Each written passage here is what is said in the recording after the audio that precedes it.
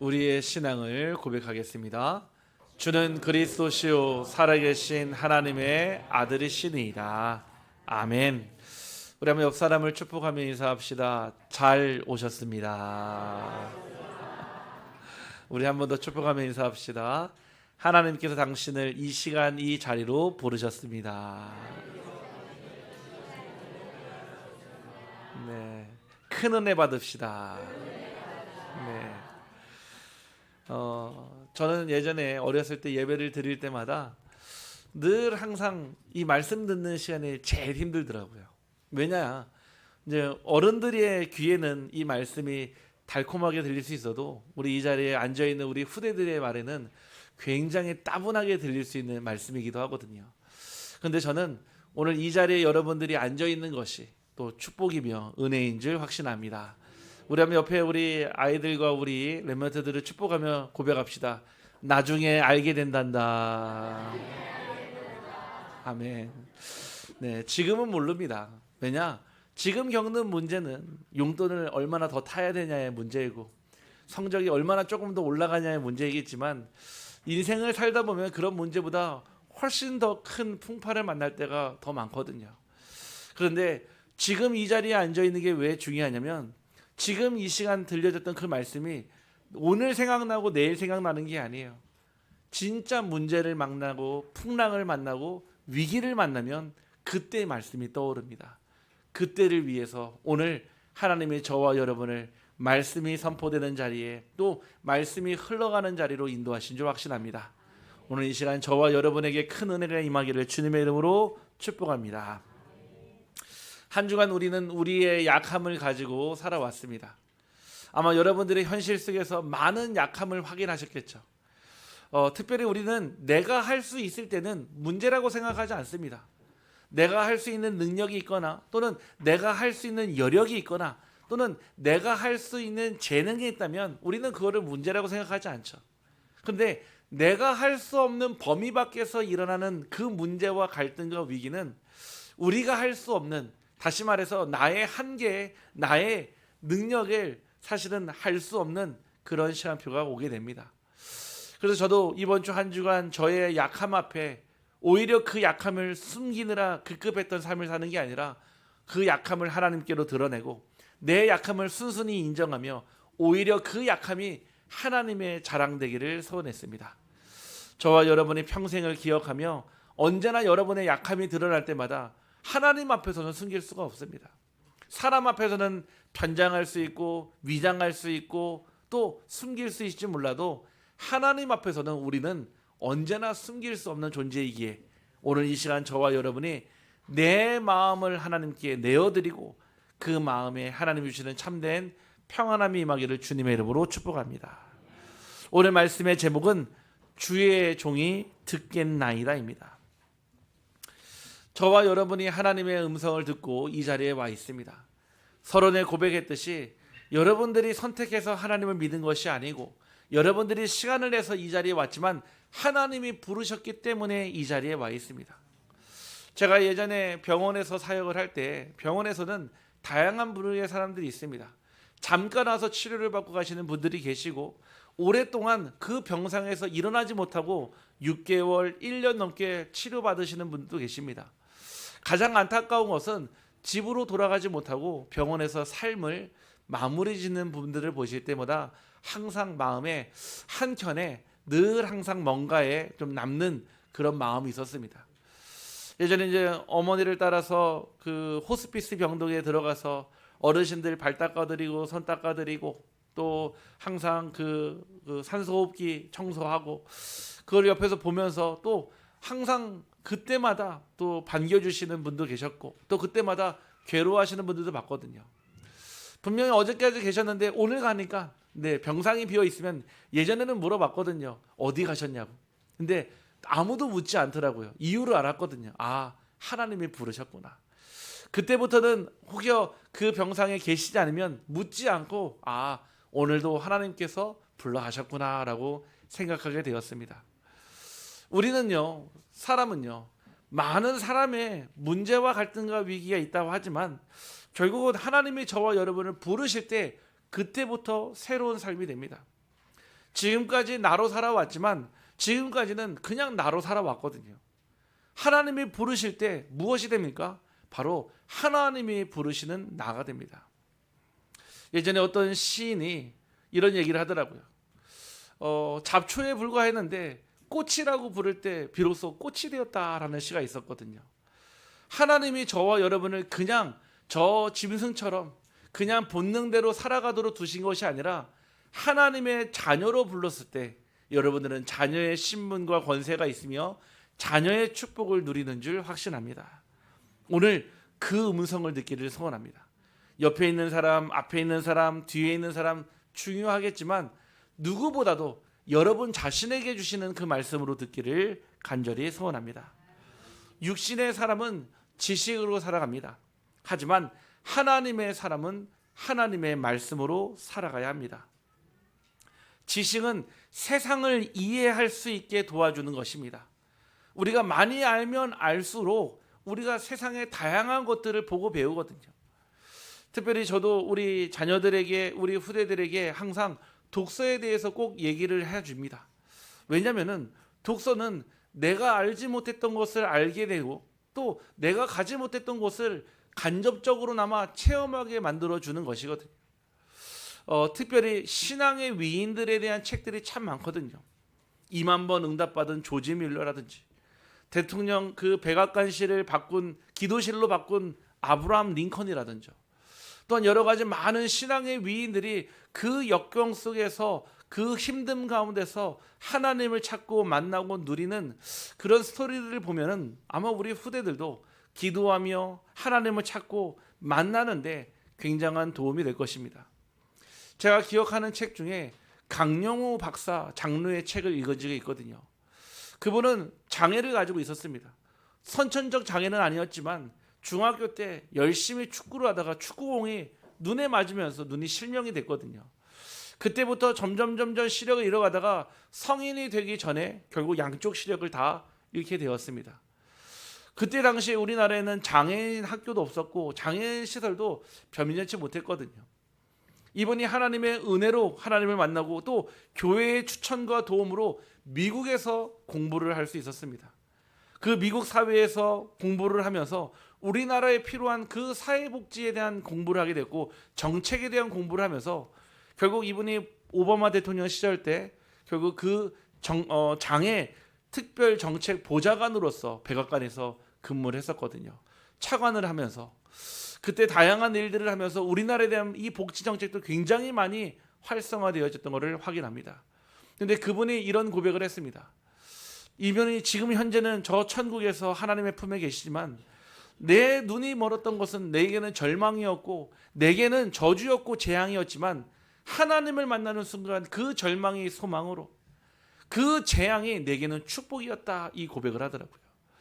지금 이제 그 자녀들이 또 그런 아버지의 뒤를 이어서 의사가 되었고 또 한 명은 또 그런 중요한 일에 백악관에서 중요한 정책 보좌관의 일을 하고 있다고 들었습니다.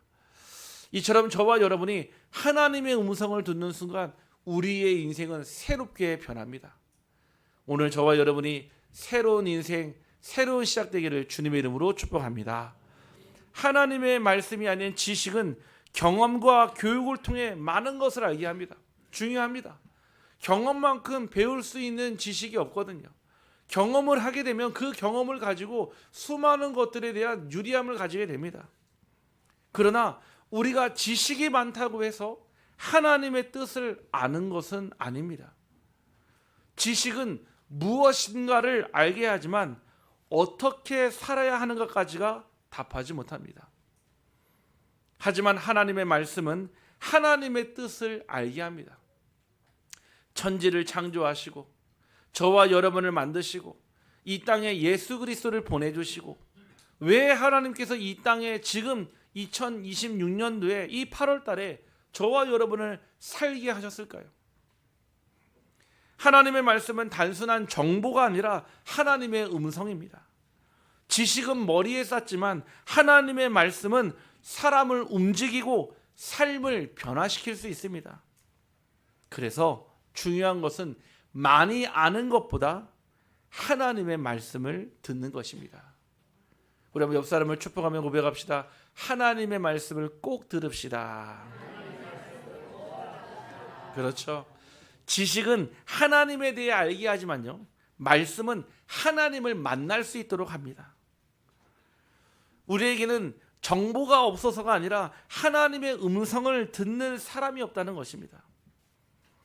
시대를 바꾸는 사람은 정보를 많이 아는 사람이 아니라 하나님의 음성을 듣는 사람입니다. 그래서 오늘 말씀의 제목처럼 사무엘이 말씀하옵소서 주의 종이 듣겠나이다 고백이 되어지기를 주님의 이름으로 축원합니다. 하나님의 음성은 반드시 준비된 사람에게 들립니다. 그 당시 사무엘은요, 어린아이였습니다. 아시죠? 여러분, 사무엘이 어떻게 태어났는지요?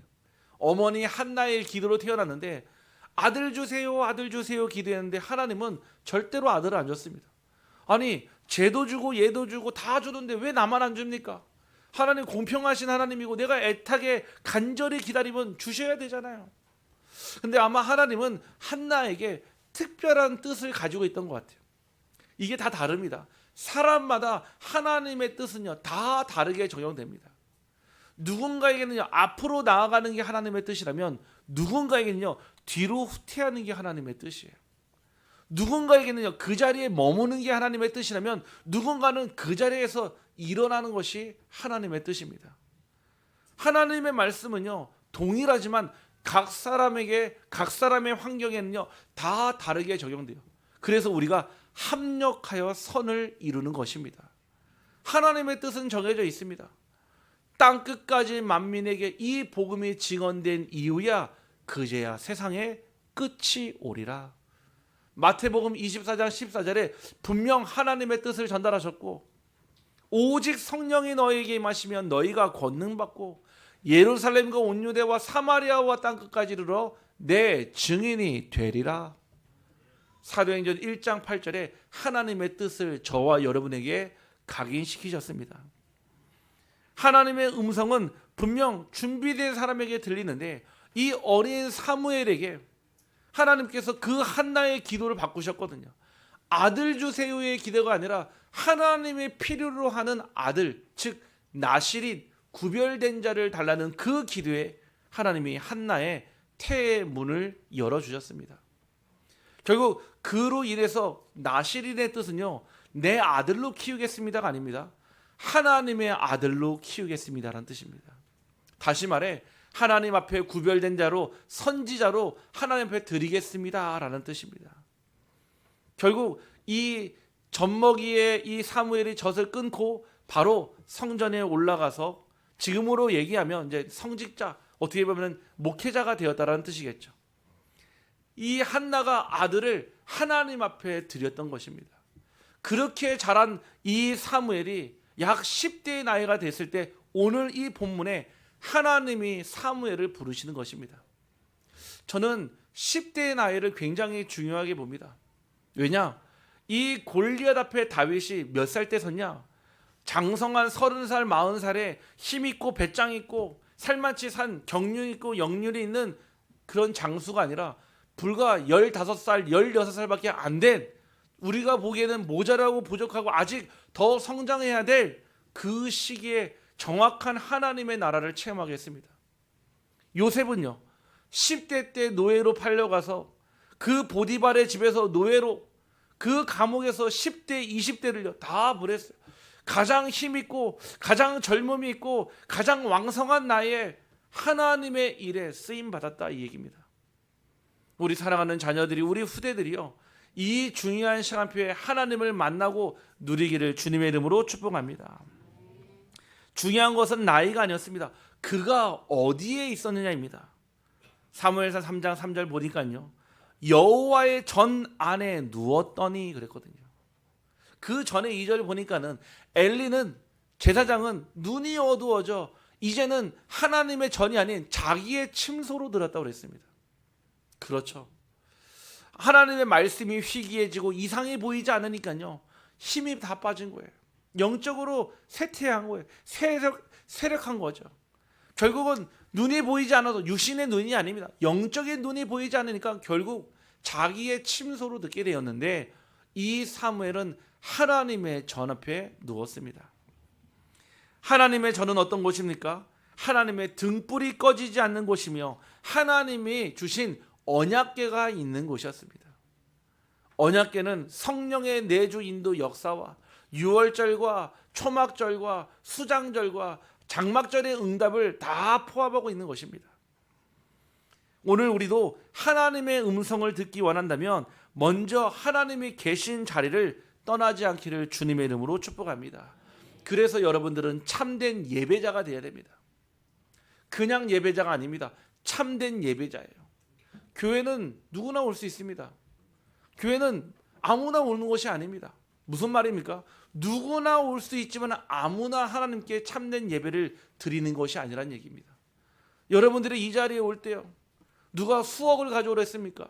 아니면 여러분 이 자리에 올 때요, 엄청난 것을 준비해서 오라고 했습니까? 아닙니다. 하나님은 여러분들이 온전한 그 믿음만 가지고 오기를 주님의 이름으로 축복합니다. 예배의 자리를 지키는 자가 되어야 합니다. 우리가 환경이 좋고 여건이 되고 조건이 좋을 때만 예배를 드리는 것이 아니라 하나님 앞에 서는 것을 삶의 중심에 두는 사람이면 됩니다. 그러면 어떻게, 경찰은 어떻게 합니까? 소방관은 어떻게 예배 드리고요, 군인은 어떻게 예배 드립니까? 주일날 못 오는 경우도 있는데요, 오늘 말씀처럼요, 예배가 중심에 있는 사람은요, 어디에 있어도 상관이 없습니다. 그 예배의 자리를 사모하며 그 예배의 말씀을 기다리며 그 예배의 말씀을 가지고 살아가거든요. 우리는 참된 예배자로서 하나님이 우리를 보내셨습니다. 두 번째는 참된 기도자가 되어야 합니다. 지금도 이 시간에 수많은 사람들이 기도하고 있습니다. 수많은 종교에서 기도하고 있습니다. 하지만 하나님은 그 모든 기도를 다 들으시는 것이 아닙니다. 우리는 하나님께 구하는 기도를 합니다. 또 우리는 하나님께 우리의 소리를 전달합니다. 하지만 하나님은 하나님의 음성을 듣기를 원하십니다. 다시 말해 여러분들의 기도가 하나님의 음성을 듣는 기도가 되기를 소원합니다. 기도의 자리를 지키는 자요, 내 말을 하나님께 하는 것에서 끝나는 것이 아니라 기도하면서 하나님의 음성을 기다리는 사람이 되어야 합니다. 여러분들은 참된 전도자입니다. 세상 속에서 세상과 버타고 살고 세상 속에 우리가 발을 디디며 살지만 하나님의 뜻을 전달하는 사람이 되어야 합니다. 하나님께 받은 말씀을 현장에 전달할 준비가 된 사람을 하나님은 사용하시고 그 사람에게 하나님의 음성을 들려주십니다. 그래서 중요한 것은 나는 지금 하나님께서 내게 말씀하시는가가 아니라 나는 하나님의 말씀을 들을 준비가 되었는가입니다. 여러분들이요, 차에서 라디오를 듣는다고 했을 때 라디오 주파수가 맞지 않으면 아무리 여러분들이 소리를 크게 틀어도 소리는 나오지 않습니다. 정확하게 주파수 98.8이 맞춰야 소리가 나옵니다. 여러분들의 기도는 하나님과 주파수를 맞추는 것입니다. 하나님과 주파수를 맞출 때 그 소리가 나는 것이거든요. 예전에 저희 그 둘째 아이가 태어날 때 그 산후조리원에 들어갔었거든요. 그때 산후조리원에 들어갈 때 제가 이런 얘기를 했습니다. 이제 하나님께서 우리 가정에 더 이상 이제 후대를 주지 않을 거다라는 저만의 확신 속에 빠졌습니다. 이거를 뭐라고 하죠? 네, 자기 확신이라고 하죠. 그렇게 들어갔을 때요, 산후조리원에 들어갔는데 같이 옆방에 있던 분하고 같이 같은 날 입소를 했거든요. 그러다 보니까 서로 마주하게 되고 얘기도 하게 되거든요. 그래서 어느 날 그 아이를 보러 이렇게 가운데 실에 갔는데 그분 아이를 입었는데 그 이름이 태명 이름인지 몰라도 야곱이라고 되는 겁니다. 야곱. 그래서 이름을 보면서 저 아이가 저 부모가 교회 다니는 분이고 신앙을 가지는 분이겠구나 하고 생각을 했습니다. 그래서 제가 이제 어느 정도 시간이 지나서 좀 말을 걸어보려고 교회 다니십니까? 저희도 이런 언약을 붙잡고 이렇게 아이를 낳습니다라고 얘기하니까 저한테 이상한 눈으로 쳐다보면서 안 다니는데요 그러는 거예요. 그럼 어떻게 그 태명이 야곱이 성경에 나오는 이름인데요 물어보니까 우리 아내가 야채곱창을 너무 좋아해서 그 태명을 야곱이라고 줬다는 겁니다. 제가 그 얘기를 듣고 너무 황당해서 아, 그럴 수도 있구나. 아, 성경에 그 야곱이 야채곱창에 그 줄여서 야곱이 될 수도 있겠구나. 제 생각이 들었거든요. 제가 그 순간 너무 그분한테 죄송해서 그 설명을 못 하겠더라고요. 예, 죄송합니다 하고 했는데 제가 지금도 야곱의 말씀을 보면은 야채곱창이 생각이 납니다. 서로 생각하는 게 다른 거예요. 서로 생각하는 게 다르니까요. 당연히 야곱이라니까 교회 다니겠구나. 하나님 믿는 분이겠는데 전혀 야채곱창이 태어날 줄은 생각도 못했던 거죠. 사람은 다 그렇습니다. 우리가요 다 맞다고 내가 하나님의 생각을 안다고 아닙니다. 우리가 하나님의 생각을 모를 때가 훨씬 더 많습니다. 그래서 나를 내려놓으라는 거예요. 하나님의 뜻을 모를 때가 우리는 훨씬 더 많아요. 한 100번 중에 거의 99번은 모르지 않을까? 한 번도 거의 소가 뒷걸음 치다가 쥐 잡는 격으로 아는 거 아닐까요? 우리는 하나님의 뜻을 모릅니다. 그래서 나를 내려놔야 되는 거예요. 나를 내려놓는 얘기는 결국 내가 아닌 내 생각이 아닌 오직 하나님의 것으로 하나님의 음성으로 발견되기를 주님의 이름으로 축복합니다. 사무엘은 분명 어린아이였습니다. 하지만 하나님의 전 안에 있었고 그 자리에서 하나님의 음성을 들었습니다. 세상은 자기의 소리를 더 크게 냅니다. 더 크게 소리를 내야 들어주고 더 크게 소리를 내면 힘이 있는 줄 알고 더 크게 소리를 지르면 그것이 맞다라고 얘기합니다. 하나님의 음성은 조용합니다. 오히려 여러분들이 정말 그 골방에 들어가 여러분들이 그 아무도 없는 시간에 여러분만이 있는 나 혼자만 있는 그 시간에 오히려 하나님의 음성을 더 듣게 됩니다. 하나님의 음성은 순종하는 자에게 들려집니다. 처음에 사무엘은 하나님의 음성인지 분별하지 못했습니다. 그러나 그는 들은 것에 즉시 반응했고 순종의 과정 속에 하나님의 음성을 분명히 알게 되었습니다. 여러분 이럴 때 있지 않습니까? 뭔가 여러분들에게 어떤 얘기를 듣거나 어떤 만남이 이루어지거나 어떤 일이 일어났을 때 이게 혹시 하나님의 계획인가? 하나님의 뜻인가? 생각할 수 있거든요. 근데 그 순간에 이 사무엘과 저와 여러분이 다른 이유는 무엇이냐? 사무엘은 즉각 순종해서 엘리 제사장에 찾아가서 저를 부르셨습니까? 라고 물어봤어요. 다시 말해 그 하나님의 부르심에 하나님이 누군지 잘 몰랐지만 하나님의 말씀을 못 들었지만 사무엘은 그 순간에 무엇했냐? 하나님의 말씀을 찾기 위해 듣기 위해 순종부터 먼저 했습니다. 엘리 제사장에 찾아가서 무려 3번이나 그랬거든요. 제가 여기 있습니다. 제가 여기 있습니다. 비록 하나님의 음성인 줄은 몰랐지만 3번이나 들은 것에 순종했으며 순종은 하나님의 음성을 더욱더 선명하게 듣게 하는 통로입니다. 작은 순종이 큰 응답의 시작이 됩니다. 두 번째는 그가 너를 부르시거든. 분명 엘리 제사장이 알려줬습니다. 자신은 못 들었습니다.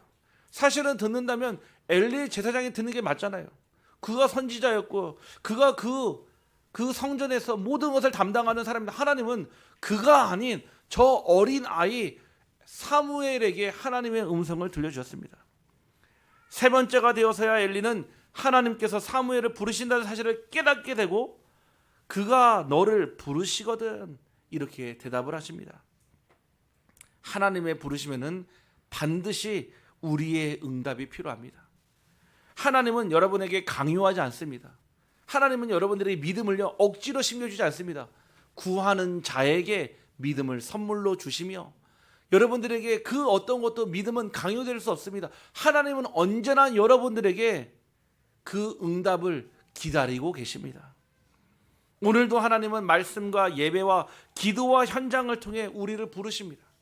문제는 하나님의 말씀이 하나님이 말씀하지 않은 것이 아니라 우리가 응답하지 않은 것입니다. 하나님의 부르심에는 반드시 믿음의 응답으로 답하기를 간절히 소원합니다. 사무엘은 마침내 이렇게 고백합니다. 말씀하옵소서 주의 종이 듣겠나이다. 이 한마디가 사무엘의 인생을 바꿨고 이스라엘의 역사를 바꿨습니다. 신앙의 본질은 하나님께 내가 맞다고 내 뜻을 주장하고 관철시키는 것이 아니라 하나님의 뜻을 듣고 순종하는 것입니다. 기도는 하나님께만 말하는 시간이 아니라 하나님의 말씀을 듣는 시간이며, 순종은 말씀을 듣는 데서 시작되고 역사는 순종하는 사람을 통해 일어난다는 것을 기억하기를 바랍니다. 순종하는 자는 더 크고 확실하고 세미한 음성을 듣습니다. 불순종은 여러분의 귀를 막게 합니다. 어제 우리 후대들과 렘넌트들과 함께 저 영덕바다에 갔다 왔거든요. 가는데 얼마나 좋든지요. 폭우가 내려치고 천둥과 번개가 동반했습니다. 이미 벌써 약속은 되어 있었기 때문에 갔거든요. 저 청송 터널을 지나가는데 앞이 안 보일 정도로 비가 엄청 많이 왔습니다. 도착을 했고, 이미 우리 파수꾼 우리 박상준 자님이 그 와중에도 저 텐트를 치고 저 타프를 다 쳐넣어 주셨더라고요. 가서요, 얼마나 재밌게 놀았는지요. 그 비가 오는데도 불구하고 훨씬 더 재밌게 놀았거든요. 특별히 우리 엘리미 아빠, 바다에 들어간 바다의 왕자더라고요. 바다의 왕자. 네. 얼마나 수영을 잘하는지 제가 보니까 수영을 잘하는 게 아니라 물을 무서워하지 않더라고요. 그 파도가 치는데도 그 물속에 뛰어들어가 그 재밌게 놀더라고요. 저는 물을 한 3번 먹고 나와가지고 한 1년치 먹을 소금을 다 먹고 왔거든요. 제가 얼마나 어제 재밌게 놀았냐면, 밤에 잠을 자는데요, 귀에서요 계속 파도 소리가 나는 겁니다. 잠을 자는데, 야, 참 재밌었나. 꿈결에요 파도 소리가 계속 치는 거예요. 그런데 자꾸 제 귀가 간지러워요. 귀가 분명히 파도는 치는데 귀가 간지러운데, 불을 켜보니까 제 귀에 물이 많이 들어가서 귀에 움직일 때마다 파도 치는 소리처럼 물이 왔다 갔다 하는 겁니다. 한 면봉을요, 새벽 2시에 한 10개를 썼는데도 축축한 그 면봉이 계속 나오더라고요. 나중에 떼어보니까 그냥 물이 거짓말 조금 더 못해서 한 컵 나오더라고요. 재밌게 놀았다는 뜻이겠죠. 저와 여러분이요, 흔적이 남습니다. 하나님의 음성을 듣고 하나님의 말씀을 듣고 은혜를 받으며 삶에는요 반드시 흔적이 남습니다. 오늘요 이 사무엘을 부르실 때 하나님이 계속 그냥 잡아 깨우면 되잖아요. 야, 나라니까 하나님이야, 나 알잖아 하면 될 텐데 계속 사무엘아 사무엘아 똑같은 말씀을 하십니다. 사무엘아 사무엘아. 왜냐? 응답하시기를 기다리시는 거예요. 혹 지금도 하나님이 여러분의 이름을 부르시고 계시지 않는지, 지금도 하나님은 여러분들의 이름을 부르고 계신데 여러분은 그 음성을 듣고도 이게 누구 음성인지 모르고 대답하지 못하는지 점검되기를 주님의 이름으로 축복합니다. 하나님, 제 말을 들어주세요가 아니라 이제는 제가 듣겠습니다 라는 고백이 되어야 합니다. 하나님의 음성을 들은 사람은 시대를 살립니다. 우리는요 지금 시대를 살고 있습니다. 한 시대를 같이 살아가지만요, 시대는요 많은 사람들이 변화시키는 게 아니에요. 아주 극소수의 사람들이 지금요 시대를 변화시킵니다. 최근에 테슬라의 수장이자 또 그 일론 머스크가 중요한 인터뷰를 했죠. 앞으로 5년 뒤 인간과 로봇과 AI의 그 공존 시대에 대해서, 앞으로 10년 뒤 앞으로 일어날, 그래서 굉장히 과감하면서 두려운 표현을 하더라고요. 인간이 정복당할 수도 있다, 인간이 로봇에 의해 프로그래밍 될 수도 있다라고 얘기를 했거든요. 그런데 그럴 수 있을 것 같아요. 왜냐? 지금요 우리가 지금 많은 분들이 여러 가지 AI를 통해서 업무도 하고 공부도 하고 삶도 살아갑니다. 지금도 우리의 삶에 되게 많은 영향을 주는데 앞으로 우리의 중요한 것들이 이 속에 다 들어가 있다면 어떻게 될까요? 결국 그 안에 흐름 속에 따라갈 수밖에 없거든요. 아니, 이 작은 스마트폰이 뭐라고요? 여러분 24 하잖아요. 여러분 사랑하는 사람하고도 24를 못하는데 그 스마트폰은 24 하잖아요. 언제나 나랑 가장 가까운 곳에, 언제나 내 가장 가까운 곳에 나랑 늘 항상 함께하는 것은 살아가는 사람이 아니라 스마트폰입니다. 이처럼요 이렇게 문화와 삶의 생태계가 변할 줄 우리는 꿈에도 몰랐죠. 저는 그 얘기를 들으면서 가면 갈수록 시대는 하나님과 더 멀어지며, 가면 갈수록 시대는 하나님이 없다라고 부정하는 시대가 오겠다라는 생각이 들었습니다. 여러분들, 하나님의 음성을 들은 사람만이 시대를 살릴 수 있습니다. 저와 여러분이 하나님의 음성을 듣고 시대를 살려야 합니다. 사무엘은 하나님의 음성을 한 번만 듣고 끝난 것이 아니라 그날부터 시작돼서 그는 평생 하나님의 말씀을 듣고 전하는 선지자로 쓰임 받았습니다. 다시 말해 하나님께서는 그 사무엘 한 사람을 통해 한 시대를요 새롭게 하셨고 새로 바꾸셨습니다. 이스라엘의 회복입니다. 사무엘은 말씀을 전하며 백성들을 하나님께 돌아오게 했습니다. 첫 번째가 바로 미스바 운동입니다. 미스바에서 온 백성이 회개하고 하나님께 부르짖을 때 하나님께서 블레셋을 물리치셨고 사무엘상 7장 13절에 전쟁이 그쳤더라 그랬습니다. 이 사무엘이 선지자로 있었을 때에는요 살아있는 동안에 하나님이 이스라엘의 전쟁을 그치게 만들어줬습니다. 왜냐? 한 사람의 믿음 때문이었습니다. 말씀이 회복되자 예배가 회복되었고 예배가 회복되자 나라가 회복됩니다. 어떻게 여러분들의 가정이 평안합니까? 행복합니까? 기쁩니까? 말씀이 회복되고 예배가 회복되기를 주님의 이름으로 축복합니다. 방법은 그거밖에 없습니다. 아무리 우리가요 외식을 많이 한다고요, 아무리 우리가 여행을 많이 간다고요, 그때 순간 잠깐뿐이라 평상시가 더 중요하잖아요. 제가 알고 있던 어떤 교사 부부는요 저한테 이런 얘기를 하더라고요. 1년 동안 유일한 기쁨이 무엇이냐? 방학 때 애들을 데리고 여행 가는 거. 그때를 위해서 11개월 동안 참고 산다는 거예요. 제가 그랬어요. 불행하다고. 아니 한 달만 행복하면 되겠냐? 11개월은 불행하다가 그 한 달만 행복하려고 산다는 건 얼마나 불행합니까? 매일이 행복이고 매일이 기쁨이고 매일이 감사라면 오늘 주의 음성을 듣기를 주님의 이름으로 축복합니다. 하나님은 참된 왕을 세우셨습니다. 사무엘이 선지자로 있으며 하나님의 말씀을 따라 먼저 사울에게 기름을 부었고 이후에는 하나님의 뜻을 따라 다윗을 왕으로 세운 분이 바로 사무엘 선지자입니다. 사무엘상 16장 7절 말씀에 이런 말씀을 남겼습니다. 사람들은 외모를 보았지만 하나님은 중심을 보느니라. 하나님은 여러분들의 외모를 보는 분이 아닙니다. 하나님은 여러분들의 마음의 중심을 본다고 성경에 나왔습니다. 하나님의 음성을 듣는 사람은 사람의 기준이 아니라 하나님의 기준으로 다음 시대를 살리며 세우는 자입니다. 세 번째는 언약의 계승입니다. 사무엘은 마지막 사사이자 첫 선지자로서 언약을 다음 세대 우리 후대들에게 전달했습니다. 사사시대의 혼란을 끝내고 왕정시대를 열었으며 하나님의 언약이 끊어지지 않도록 시대를 연결하는 브릿지의 역할을 했습니다. 결국 시작이 어디였냐? 주여 말씀하옵소서 주의 종이 듣겠나이다. 이 고백의 시작으로 한 사람의 순종이 한 세대만이 아니라 다음 세대까지 살렸습니다. 오늘도 하나님의 말씀을 듣는 사람을 통해 여러분들의 가정과 교회와 그리고 우리 후대들이 복음의 언약을 이어가기를 간절히 소원합니다. 결론입니다. 우리는 혹 복잡한 신앙을 하지 않는지 점검해 봐야 합니다. 뭐가 예수 믿는 게 이렇게 복잡합니까? 뭐 오라고 할 때도 많고요. 뭐 이거 하라 저거 하라 할 때도 많고요. 본질을 몰라서 그렇습니다. 혹 내가 지금 신앙생활이 너무 복잡하게 얽혀 있고 혹이가 스트레스 받고 있으면 지금 멈추시길 바랍니다. 정상이 아닙니다.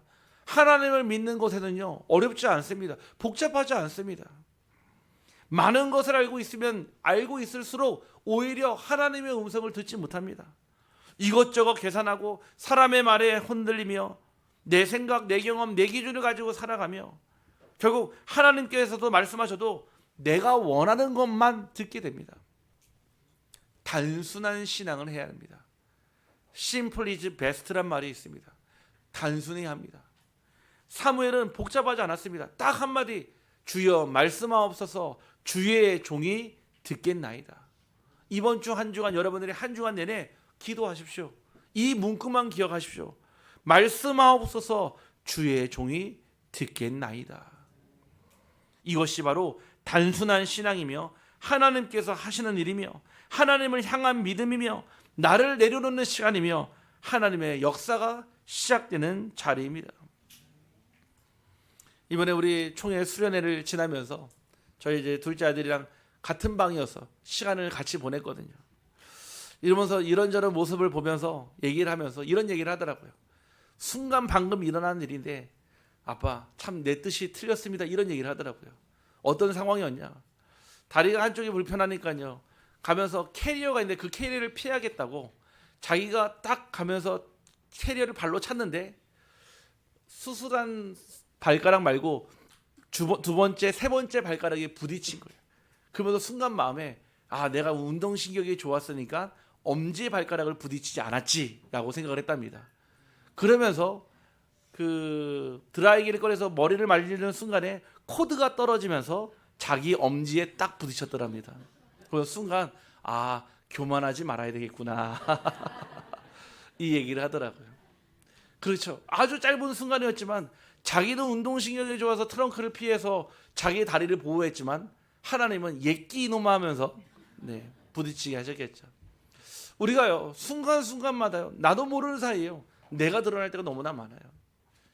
하나님은 저와 여러분이 모든 순간에 주여 말씀하옵소서 주의 종이 듣겠나이다 이 고백되기를 주님의 이름으로 축복합니다.